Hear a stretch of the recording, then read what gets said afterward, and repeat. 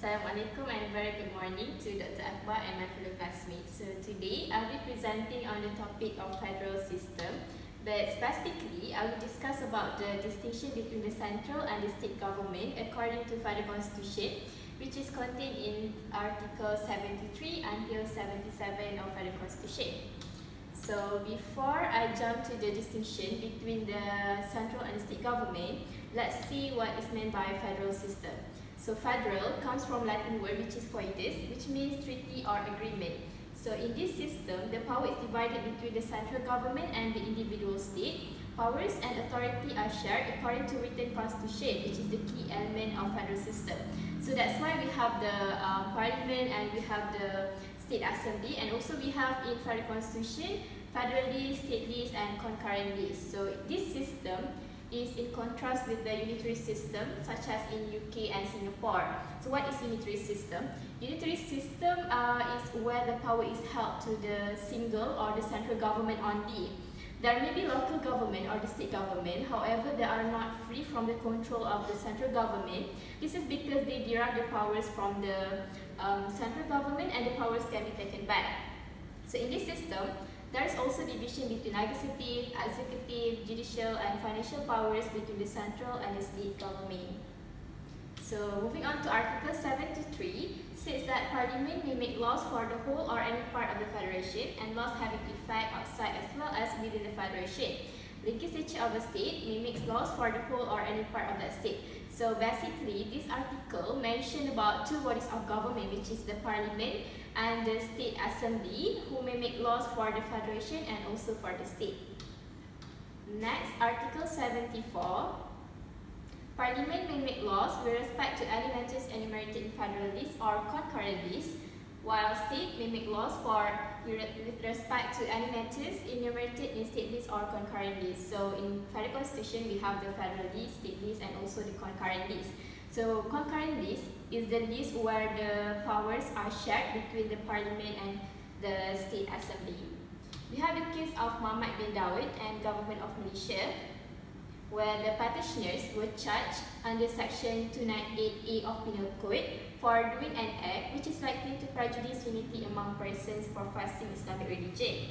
They were alleged to have acted as an unauthorized Bilal, Khatib, Imam at a Friday prayer in Kuala Terengganu.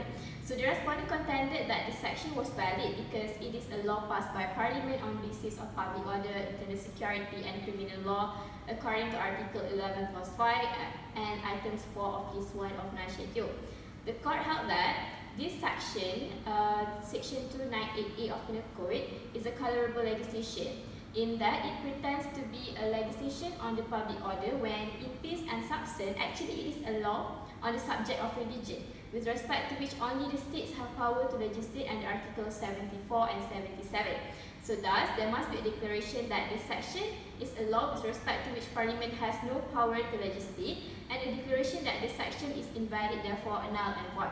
So in this case, we can see that Section 298A of Penal Code actually falls under the religion matters, and the religion matters falls under the state list. So the Parliament has no power to legislate any matters related to the religion. Next, we have Article 75. If any state law is inconsistent with a federal law, the federal law shall prevail and the state law to the extent of inconsistency be void. This means that the federal law, as we all know that the federal law is the highest law of country. Therefore, anything or any law that is inconsistent with the federal law will be void. We have the case of City Council of Georgetown and another, and the Government of State of Penang, 1967. In this case, Municipal Amendment Penang Enactment 1966 was passed by Penang State Legislature, and the petitioner claimed that the enactment and related orders were inconsistent with Local Government Elections Act 1960 and therefore void.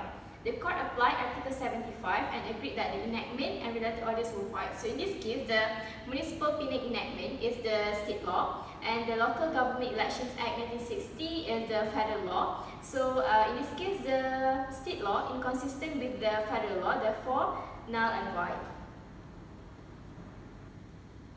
Next, Article 76. Parliament may make laws with respect to any matter enumerated in state list for purpose of implementing treaty between Federation and other country.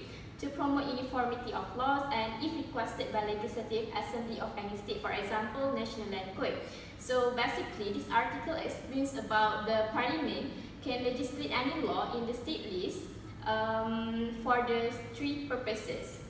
For purpose of implementing treaty, uniformity, and also if requested by the Legislative Assembly.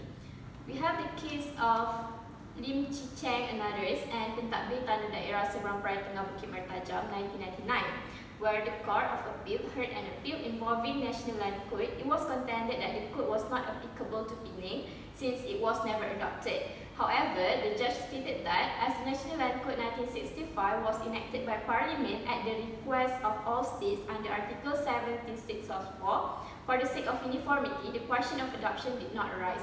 So in this case, that we can see that it falls under the Article 76 1 plus C, which is the Parliament can make the law if requested by Legislative Assembly, and also to promote uniformity of laws. And next, we have Article 77. The legislature of state shall have power to make laws with respect to any matter not enumerated in any of the lists in 9 schedule, not being a matter in respect of which Parliament has power to make laws. Reid Commission report provided the consequences of granting residual power to state, where it states that if some unforeseen matters arises which is so peculiar that it cannot be brought within any of the items mentioned in the legislative list, then that matter is within state power. This means that if anything that is not contained in the state list or the concurring list or in the federal list, the matters falls under the state powers. So lastly, references, I have Federal Constitution, DOD by Prof. Shad, Federal System of Government in Law Teacher and Political System, Encyclopedia Britannica. Thank you.